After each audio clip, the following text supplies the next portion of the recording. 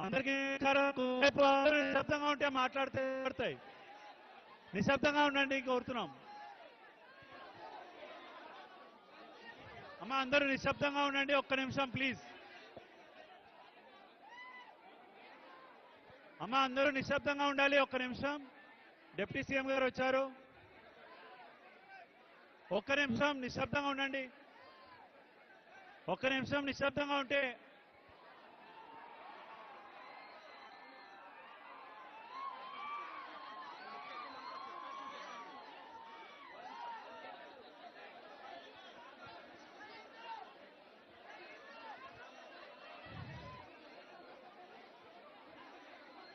ఇప్పుడు మన బాగవలస గ్రామ పంచాయతీకి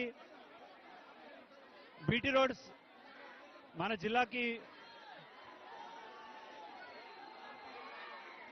ప్రారంభించడానికి విచ్చేసినటువంటి డిప్యూటీ సీఎం గారికి, గిరిజన శాఖ మంత్రి గుమ్మడి సంధ్యారాణి గారికి, ఇతర మండల శాసనసభ్యులకు, ఎమ్మెల్యేలకు నమస్కారం.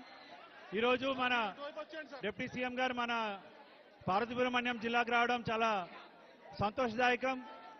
ఎన్ఆర్జీఎస్ ద్వారా మనకి 19 రోడ్లు 46 కోట్లతో మంజూరు కాబడుతున్నాయి.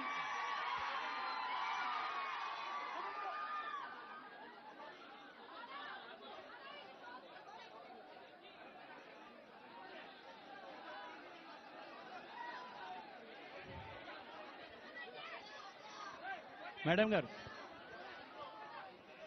2 మైకులు ఇచ్చారు.